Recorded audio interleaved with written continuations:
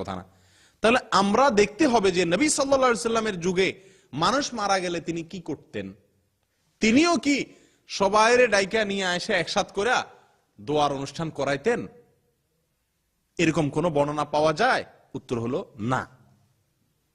সহিহ তো দূরের কথা, কোন জয়ীফ, দুর্বল, এমনকি জাল, ভুয়া, মিথ্যা একটা হাদিসও পাওয়া যায় না যে কি নবী সাল্লাল্লাহু আলাইহি সাল্লামের যুগে কোন লোক মারা গেছেন আর উনি সবাইকে নিয়ে কোন এক জায়গায় একসাথ হইয়া সবাই মিলে তার জন্য কি করছেন?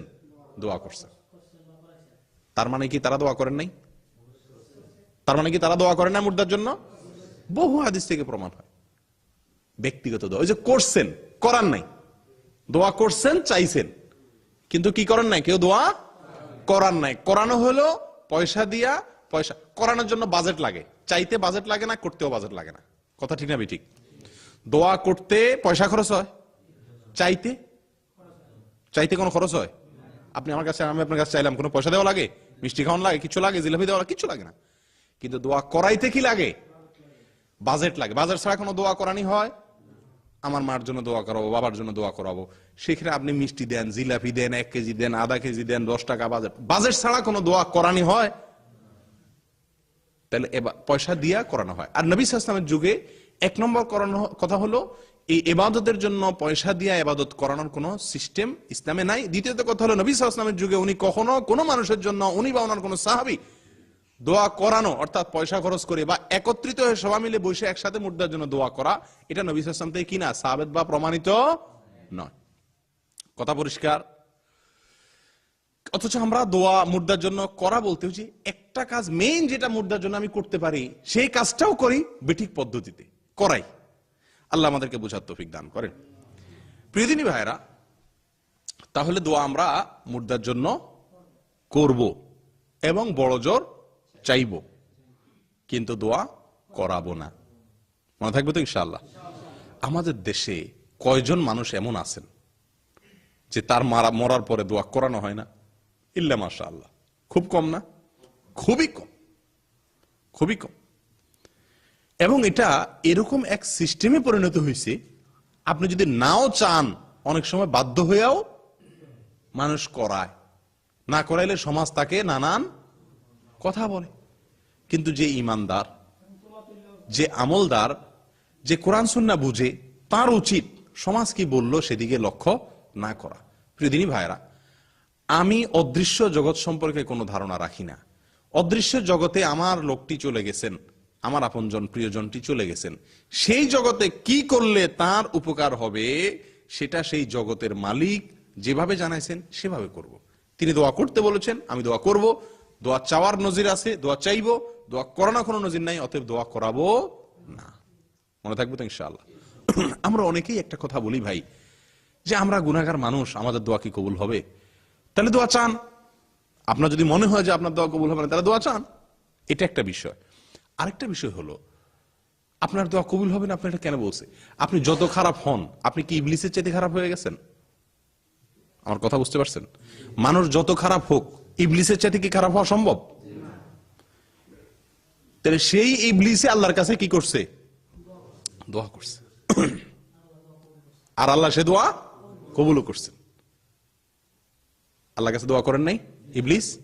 যখন আল্লাহ জান্নাত থেকে বের করে দিয়েছে, বলছে না, আনজিরনি ইলা ইয়াউমি ইউবআসুন, আল্লাহ কিয়ামত পর্যন্ত আমারে সুযোগ দেন, হায়াত দেন। আল্লাহ বলছেন ফাইন্নাকা মিনাল মুনজারিন, যাও, দেওয়া হলো। আল্লাহ কবুলও করছেন।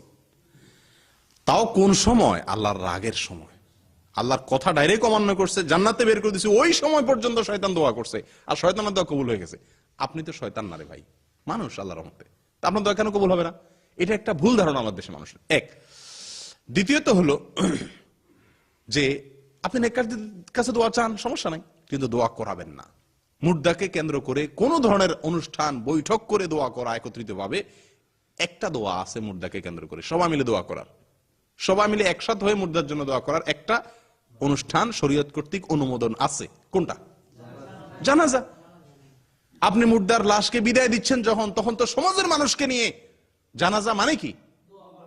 সালাতুল জানাজা মানেই হলো দোয়া। এখানে দাঁড়ায় দাঁড়ায় আপনি কি পড়েন? মুর্দার জন্য দোয়া। তো দোয়া করে তো আপনি বিদায় দিচ্ছেন, এরপর আবার কিসের দোয়া দলবদ্ধভাবে? মুর্দাকে বিদায় দেওয়ার দলবদ্ধ দোয়া একটাই, সেটা হলো জানাজা। এরপরে আর দলবদ্ধভাবে একত্রিত হয়ে বন্ধু বান্ধবকে ডাকে কুলখানির নামে বিভিন্ন নাম দিয়া বেনাম দিয়া কোন দোয়ার অনুষ্ঠান শরীয়তে নাই। অতএব মুর্দাকে উপকার করতে চাইলে ওই জানাজা সহি পদ্ধতিতে পড়েন সবাইকে নিয়ে, এরপরে ব্যক্তিগত যার যার মতো দোয়া করেন অথবা দোয়া চান, দোয়ার কোনো অনুষ্ঠান করবেন না। পরিষ্কার? আল্লাহ তাআলা আমাদেরকে তৌফিক দান করেন। প্রিয় দিনী ভাইরা, আরেকটা বিষয় হলো, আচ্ছা আল্লাহ সুবহানাহু ওয়া তাআলা ইন্নাল্লাহা লা ইয়াকবালু দুআ কলবিন লাহিন, যে অন্তর উদাসীন, দোয়াতে মনোযোগ নাই, দোয়া করতেছি ঠিক কিন্তু দোয়ার দিকে কিনা মনোযোগ নাই, ওই অন্তরের দোয়া আল্লাহ তাআলা কি করেন না? কবুল করেন না। আল্লাহ তাআলা কি ভাষা দেখেন না অন্তর দেখেন? ইন্নাল্লাহা লা ইয়ানজুরু ইলা সুওয়ারিকুম, হ্যাঁ, আল্লাহ তাআলা তোমাদের সূরত দেখেন না, বাহির দেখেন না, ওয়ালাকিন ইয়ানজুরু ইলা কুলুবিকুম ওয়া আমালিকুম, আল্লাহ দেখেন অন্তর আর আমল। আচ্ছা, আপনার বাবা, আপনার মা, আপনার স্ত্রী, আপনার ভাই মারা গেছেন, আপনি তাদের জন্য যেভাবে দোয়া করবেন, আপনার অন্তর থেকে তাদের জন্য যে ব্যথা নিয়ে আল্লাহর কাছে ফরিয়াদটা করবেন, ভাই চাওয়ার বেশ কম আছে না? সব চাওয়াই কি মানুষের পকেট থেকে পয়সা বাইর হয়? কি বলেন? কিছু কিছু চাওয়া আছে না একেবারে অন্তরে আঘাত করে, আছে না এরকম কিছু চাওয়া? অবহেলা করে করে চাওয়া, এরকম চাওয়াও চাওয়া, আর অন্তরের গভীর থেকে চাওয়াটাও কি চাওয়া। আল্লাহ সুবহানাহু ওয়া তাআলার কাছে আপনি আপনার আত্মীয়ের জন্য, আপনজনের জন্য দোয়া করলে যত অন্তরের গভীর থেকে যতটা আন্তরিকতা নিয়ে আল্লাহর কাছে চাইবেন, মৌলভী সাহেব বলেন, ইমাম সাহেব বলেন, অথবা যে সাহেবই বলেন, উনি অতটা আন্তরিকতা তার হবে কোনোদিন? কোনোদিনই সম্ভব না। তাহলে আপনি যে তার দিয়া দোয়া করাইতেছেন, দোয়া করাইতে ফায়দা হবে না, তার চাইতে বেশি ফায়দা হবে আপনি আল্লাহর কাছে কি করেন? হাত তোলেন। আমাদের দেশের সাধারণ মানুষদের ভিতরে একটা বড় সমস্যা হলো যে আমরা আল্লাহর কাছে হাত তুলতে জানি না, হাত তোলার অভ্যাস নাই। বুঝে আসছে কথা? আর আল্লাহ মাফ করুক, বেশিরভাগ ওলামায়ে কেরাম এই কথাগুলো বললেও মানুষ শুনে না। কিছু কিছু মানুষ আছে যারা আলেমদের বেশ ধরছে, এরা এগুলা ব্যবসা বানায় নিস, এরা দোয়া করে খায়। এটা একটা বহুত বড় একটা ইনকাম সোর্স। আউট ইনকামের একটা বড় রাস্তা হলো দোয়া। বিশেষ করে বিভিন্ন কবরস্থানগুলোতে বিভিন্ন আজেবাজে লোক আলেমদের বা মৌলবীদের বেশ ধারণ করছে, এদেরকে দেখবেন যে দোয়া বিছে খায়। বুঝে আসছে কথা? এরা আপনারা কখনো দোয়া শিখাবে না, দোয়া শিখাবে না। দোয়া শিখলে তো আপনি নিজেই করে ফেলবেন, আপনারা দোয়া করে দিবে, ঠিক আছে, কন্ট্রাক্ট নিবে। আল্লাহ হেফাজত করেন।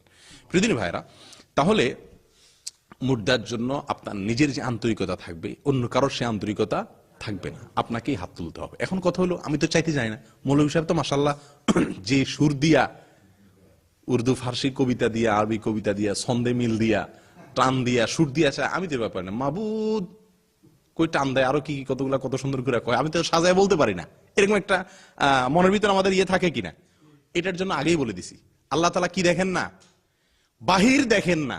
আপনি কত সাজায় গোছায় বললেন এটা দেখেন না, আল্লাহ দেখেন অন্তর। তাহলে যে বোবা, তার কি দোয়া হয় না? কি বলেন? যে বোবা, সে কি আল্লাহর কাছে দোয়া করলে আল্লাহ দোয়া কবুল করেন না? তাহলে তার তো কোনো ভাষাই নেই। আরে ভাই, আপনি আপনজন হারাইছেন, কিচ্ছুর দরকার নাই। আল্লাহর বান্দা হাত তোলেন, চোখের পানি ফেলেন, অন্তরে অন্তরে আল্লাহর কাছে বলেন, ইন্নাল্লাহা আলিমুম বিজাতিস সুদূর, আল্লাহ অন্তরের খবর রাখেন। আপনি অন্তর থেকে পানি ছেড়ে, চোখ থেকে পানি ছেড়ে দেন, অন্তরটারে গলায় দেন, কিছু বলারও দরকার নাই। বলতে পারলে ভালো, যদি বলতে না পারেন শুধু কাঁদেন আর মনে মনে আল্লাহর কাছে চান। কি চাইতেছেন আপনি? আপনার বাবা মারা গেছেন, তাদেরকে আল্লাহ যেন রহম করেন, তাদের যেন কোনো শাস্তি না হয়, এটাই তো চাইতেছেন। তো বলতে না পারলে অন্তর থেকে বলেন, যা পারেন তদ্দুর বলেন, আল্লাহর দরবার এটাই কবুল হয়ে যাবে। বোবারও দোয়া কবুল হয়। আপনি বোবা না, মাশাআল্লাহ, দু চার শব্দ তো বলতে পারবেন, কেন কবুল হবে না? কথার মায়ের পেস, সাজানো গোছানো কথা, ইস্তারি করা কথা, ছন্দ মিলানো কথা, কবিতার তাল মিলানো কথা, সুর দিয়ে কথা দিয়ে দোয়া করা, এটা দোয়া কবুলের জন্য কোনো জরুরি না। কোরআন হাদিসে কোথাও বলা হয় নাই যে এভাবে দোয়া করলে কি হবে, দোয়া কবুল হবে। বরং দোয়া কবুলের জন্য যে আন্তরিকতা দরকার, অন্তরের গভীর থেকে দোয়া করা দরকার, এটা আপনার প্রিয়জনের জন্য আপনার আসবে, অন্য আরেকজনের আসবে না। ঠিক না ঠিক? প্রিয়দিনী ভাইরা, তাহলে আসুন 1 নম্বর যে করণীয় মুর্দার জন্য দোয়া করা, দোয়া চাওয়া, এই দুটি সুন্নাত দ্বারা সাবেত, কোরআন দ্বারা সাবেত। দোয়া করানো এটা কোরআন হাদিস দ্বারা সাবেত বা প্রমাণিত নয়।